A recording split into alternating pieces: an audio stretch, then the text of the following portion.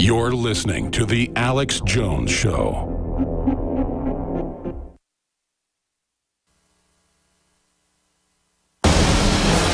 From his Central Texas Command Center, deep behind enemy lines, the information war continues.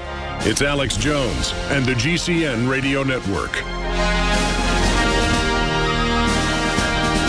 Welcome back to the Alex Jones Show. I'm David Knight, and we're going into overdrive, trying to take the callers who've been queued up here. Let's go to John in California. John? Hello, hi. Hey, go ahead. You're on. Yeah, Mr. Knight, I just want to say I definitely appreciate your operation, but at the same time, I definitely feel that, well, basically, I'll just give you a long story short. I've listened to you guys for about 4 or 5 years.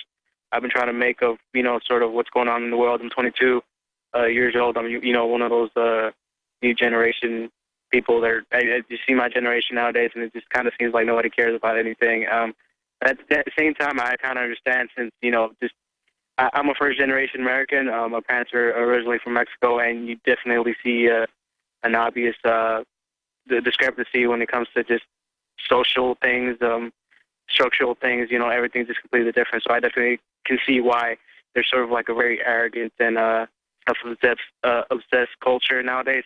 But if anything, I would just kind of want to address generally, things on just, for example, immigration. I definitely see that every time it's been talked about, it always seems like, you guys sort of have the power to sort of just direct that conversation to a whole different thing. Because, for example, when you definitely see or you hear things like illegal immigrants, that definitely puts people off the whole conversation. And well, yeah, but that's part of that's the idea. There are people who immigrate legally who go through the process. There's a backlog of about 4 million people right now that are backlogged to try to come through the process. And so it's kind of like, people getting upset if you're standing at a movie theater and somebody cuts ahead of you in the line. I mean, it's kind of that type of thing. We have a process. We have a limit as to how many people we can assimilate in the country at one point. And the real underlying problem of all this, of course, is the welfare state. We cannot have open immigration as long as we have an entitlement state. And it's essentially been recognized by social planners, Cloward and Piven, who put it out as a strategy to try to destroy the economy of the country so they could then rebuild it from the ashes into the socialist utopia that they wanted to see. So that's John, what we're concerned about. It isn't that we have any issues with anybody from any particular country. And it's not just Mexicans who are coming through the central border. It's not just South Americans who are coming through the open southern border.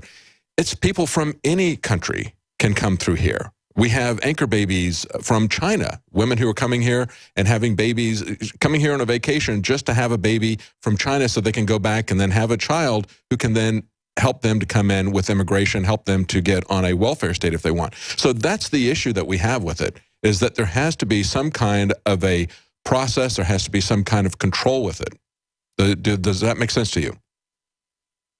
I agree with that. I understand that. I know you're not attacking anybody. I know you're not. But at the same time, what I'm trying to say is that generally when you use those type of terms, I mean, there has to be a way where we can all just get together and just talk. It's the same thing of whether or not this whole globalist thing is true, because I've tried to rationalize it myself. I see both sides of the picture. I definitely see that, you guys have some points on just overall the things that are going on, just this freak outbreaks and all that. It just, there has to be something to it. And, all the operations going on, like Operation Jade Helm, which is definitely sketchy. And the only way I found out about it is because of you guys. So I get what you're trying to say. But at the same time, let's just say if this is real or not, don't you kind of, that's another thing I just wanted to address. I know I'm kind of jumping here and there, but that's another thing I kind of wanted to address, because let's say this is true. Let's say this whole New World Order thing is absolutely 100%. You guys are on point. Don't you guys, isn't there any way we can just kind of sit down and just talk about it? Because regardless, for example, I've listened to people like Mr. Lou Brodowski, right, from We Are Change, and I understand, I like his work too. He goes out there, he asks the real questions, he gets in their face. But at the same time, I feel like that sort of approach is sort of like, it's very... Well, we're almost out of time. Sorry to the other callers, but yeah, I did want to address that. The thing is, we have to understand that even when you're talking about the open borders, that is something that is really part of, you said, if this New World Order really exists, that is part of their strategy. That's why Nancy Pelosi said, we have two communities, it just happens to have a border coming through it. It doesn't mean anything to them. You have to look at what their end game is, and it doesn't work out for people on either side of the border. But that's it for today. Join us for the Nightly News tonight at 7 Central. The Genesis Communication. There's no doubt that our country is in serious trouble right now. And if you're wondering how on earth we ever got in this situation, well, I'll tell you how. When the Democrats showed their true colors, you got angry and you elected Republicans. And then when the Republicans showed their true colors, you got angry and elected Democrats.